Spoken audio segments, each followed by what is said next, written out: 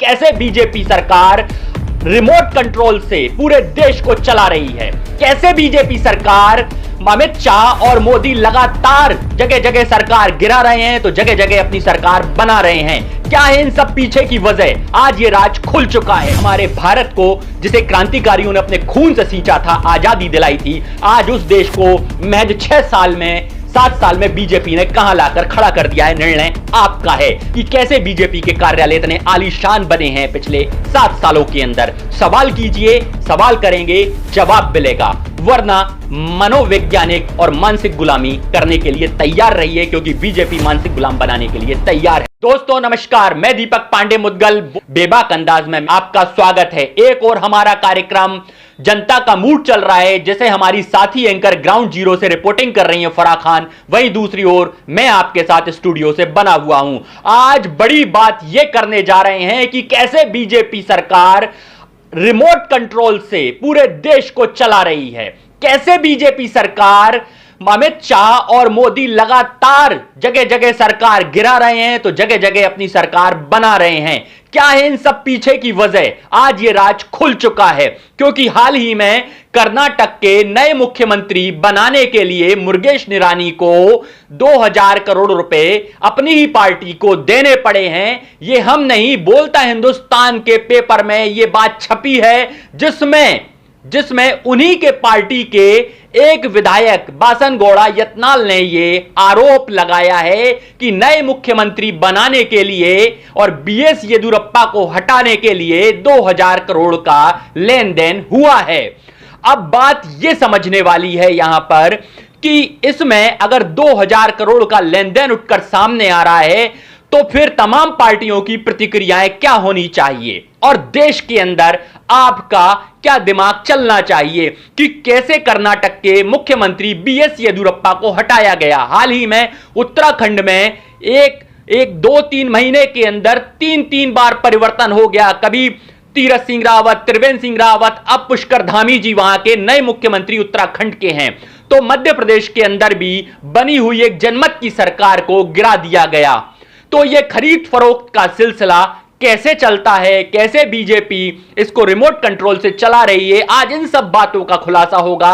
Video के अंत तक बने रहिए, क्योंकि पप्पू यादव इस समय यह आरोप लगा रहे हैं कि ये लोग चंगेज खां, तैमूर लंग और महमूद गजनवी से बड़े लुटेरे हैं। अब इसके पीछे कोई मुस्लिम भावनाओं को आहत करने वाली बात नहीं है, क्योंकि हकीकत में बीजेपी ये प्रोपोगेंडा हिंदू मुस्लिम का चलाती आ रही है और विकास की बातें गुल करती नजर आती है। जब बात विकास के मुद्दों पर होती है तो बीजेपी शांत पड़ जाती है और बात करने लग जाती है कि हिंदू खतरे में है, और इन बातों को लेकर हिंदू वोटों का ध्रुवीकरण हो जाता है। तो इस कारण इन बातों को बताया है कि जिनका आप नाम लेते हो आप उनसे भी बड़े लुटेरे हो, मतलब आप उनसे भी ज्यादा गए बीते हो। लेकिन अब बात यह है कि यह सब हो कैसे रहा है, चल कैसे रहा है, क्योंकि आरएसएस का एक एजेंडा है कि आपको धार्मिक भावनाओं के तहत ही चुनावों को लड़ना है, हिंदू मुस्लिम पर ही लड़ना है, और कोई तरीका है नहीं। तो आप देखिए येदियुरप्पा का जो चेहरा है वो एक सेक्युलर चेहरा है। कभी भी उन्होंने इस तरीके की बातें उनके मुंह से नहीं सुनी होंगी कि उनने कम्युनल बातें की हों। लेकिन अभी हाल ही में कर्नाटक के अंदर, जैसा कि तेजस्वी सूर्या के बयान आपने सुने थे कि जब एक वो हॉस्पिटल में जाते हैं, मतलब वॉर रूम में जाते हैं जहां पर टीकाकरण चल रहा होता है, जहां पर कोविड पेशेंटों की देखभाल होती है, उस वॉर रूम में जाकर मुस्लिमों का नाम पढ़ना शुरू कर देते हैं और एक कम्युनिटी को टारगेट किया जाता है। तो ऐसे ही लोग ये काम कर रहे हैं और जगह जगह ऐसी कवायद चल रही है जहां जहां सेक्युलर मुख्यमंत्री हैं बीजेपी के, उनको हटाकर कम्युनल चेहरों को लाया जाए, जिससे कि देश में कम्युनल वायलेंस हो और हिंदू वोटों का ध्रुवीकरण हो सके। यह बात अब हिंदुओं के भी समझने की है और मुसलमानों को भी समझने की है कि जो व्यक्ति धर्म के नाम पर राजनीति करता है उसको बाहर कर देना चाहिए और आपको उस व्यक्ति को चुनना चाहिए जो इस वक्त विकास की बातें करे, आपके रोजगार की बातें करे, आपके पेट भरने की, देश की जीडीपी की बातें करे, महंगाई पर बात करे, जो बढ़ते हुए पेट्रोल के दाम पर सवाल जवाब हो, जहां पर खाने के तेल पर सवाल जवाब हो या आपकी रसोई गैस पर सवाल जवाब हो। पर इन बातों के मुद्दे राष्ट्रीय मीडिया पे गुल नजर आते हैं। पर हमारे ग्राउंड रिपोर्ट से फराह खान लगातार ऐसी सच्ची रिपोर्टिंग करती नजर आती हैं और हम यहां स्टूडियो में बेबाक अंदाज में आपको ये सारी बातें खुलकर बताते हैं कि क्या चल रहा है। आपने पेगासस का नाम बहुत सुना होगा। क्या है असल में ये पेगासस? पेगासस एक ऐसा सॉफ्टवेयर है जिसका निर्माता इजराइल है और उसने इसकी ओनरशिप अभी तक किसी को नहीं दी है। और पेगासस वो जासूसी सॉफ्टवेयर है जिससे 300 लोगों की जासूसी कराई गई है, जिस पर 3,500 करोड़ रुपए खर्च किए गए हैं, ऐसा कहना है शिवसेना के संजय राउत जी का। अब यह बात समझ नहीं आ रही कि अपने ही देश में यह जासूसी क्यों और इस जासूसी से क्या फायदा है बीजेपी को।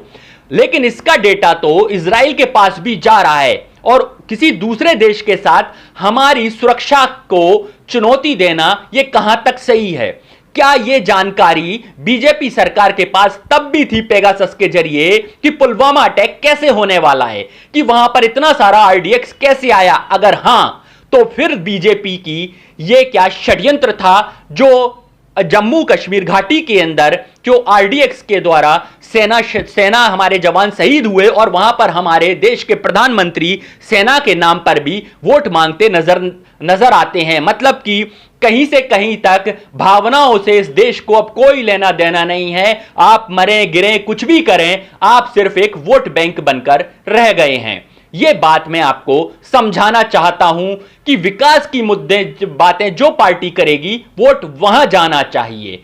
जो देश में रोजगार की बातें करे वोट वहां जाना चाहिए। धर्म की बातें हमारी व्यक्तिगत हैं, जिन्हें हम व्यक्तिगत अपने घर में रखें। जब सार्वजनिक जाएं तो सरकारी बातें हों, प्राइवेटीकरण की बातें देश में ना हो, क्योंकि देश इस वक्त दो कंपनियां अंबानी अडानी ग्रुप चला रहे हैं, जैसा कि सब जानते हैं। अब इस पर थोड़ी और चर्चा कि पेगासस का काम क्या है। पेगासस एक ऐसा सॉफ्टवेयर है जो आपके बंद मोबाइल में भी आपकी बातें सुन सकता है, बंद मोबाइल में भी आपकी तस्वीरें ले सकता है, बंद मोबाइल में भी आपकी हर वो घटना जहां आप अपने निजता के अधिकार को, जो आपका मौलिक अधिकार है, उसका हनन किया जा रहा है। मतलब लोकतंत्र को भी खतरे में डाल दिया गया है। यह तो पहले से ही राहुल गांधी भी इस पर बोल रहे थे कि लोकतंत्र की हत्या हो रही है, तो इसमें कोई गलत बात नहीं थी कि तमाम विपक्षी दल लगातार बीजेपी पर यह आरोप लगा रहे थे। और हाल ही में तो भैया झारखंड की सरकार को भी गिराने की बात चल रही है, सोरेन सरकार को गिराना चाहती है और यह आरोप सोरेन सरकार लगा रही है। इसके बाद ऐसा भी नहीं है, महाराष्ट्र के कई व्यापारी और कई कारोबारी इसकी गिरफ्त में आ गए हैं और उन्हें पकड़ लिया गया है कि किस तरीके से वो वहां खरीद फरोख्त करने के लिए बीजेपी की तरफ से नियुक्त किए गए थे। तो सोच लीजिए आप, देश कितना खतरे में है। और ये पेगासस जो सॉफ्टवेयर है, बीजेपी उसे जो लेकर आई है, आपके मन में सवाल उठना चाहिए कि अपने ही देश में जो रॉ एजेंट है नवीन झा, उन तक की जासूसी कराई गई है। भाई रॉ सबसे हमारी खुफिया एजेंसी है और उसके नवीन झा जो पुरस्कृत रहे हैं कईयों बार, उन जैसे ईमानदार अफसर की भी जासूसी, मतलब ईमानदारों की जासूसी करो, उन्हें तोड़ो और अपने पास लाओ। जस्टिस की जासूसी करो, उन्हें अपने हिसाब से चलाओ। जब आप इसका मतलब कहीं ना कहीं पेगासस के जरिए देश के अंदर लोगों को ब्लैकमेल किया जा रहा है और उनकी निजता के अधिकारों को छीना जा रहा है, यह साफ नजर आता है बीजेपी के चरित्र से कि बीजेपी एक ओर धर्म की बातें करती है, दूसरी ओर जासूसी करती है। इस तरीके से सरकार को चलाना चाहती है, लेकिन आम जनता को जो बातें की गई थी वो सब झूठी होती नजर आ रही हैं। क्योंकि सब्सिडी की बात जो रसोई गैस पे चलती थी, आज वो सब्सिडी आना बंद हो गई है। मतलब कि अब आपको पूरे पैसे गैस की टंकी पर चुकाने पड़ रहे हैं। ये लोग पहले आपको झूठ बोलते हैं लेकिन हम समझते नहीं हैं, बाद में उसमें उलझाते हैं और फिर उसकी डोर काट देते हैं। जैसे कि आज सब्सिडी के नाम पर देश में गैस की टंकी पे जो सब्सिडी है वो एक मजाक बन के रह गई है और पेट्रोल के दाम आसमान छू रहे हैं। अब तो बांग्लादेश की जीडीपी भी हमसे ज्यादा ग्रोथ कर रही है। तो सोच लीजिए वो देश कहां खड़ा है। हमारे भारत को जिसे क्रांतिकारियों ने अपने खून से सींचा था, आजादी दिलाई थी, आज उस देश को महज 7 साल में बीजेपी ने कहां लाकर खड़ा कर दिया है। निर्णय आपका है कि कैसे बीजेपी के कार्यालय इतने आलीशान बने हैं पिछले 7 सालों के अंदर। सवाल कीजिए, सवाल करेंगे, जवाब मिलेगा, वरना मनोवैज्ञानिक और मानसिक गुलामी करने के लिए तैयार रहिए, क्योंकि बीजेपी मानसिक गुलाम बनाने के लिए तैयार है। तब तक के लिए मुझे इजाजत दीजिए। बेबाक अंदाज में मैं दीपक पांडे मुदगल आपका बहुत बहुत धन्यवाद करता हूं। साथ ही हमारी रिपोर्टर फराह खान का भी उत्साह बढ़ाइए और उनकी रिपोर्टिंग को देखिए, जो सुबह 8:30 बजे आती है और शाम को 7:30 बजे मैं आपके साथ बना रहता हूं। तब तक के लिए धन्यवाद। जय हिंद।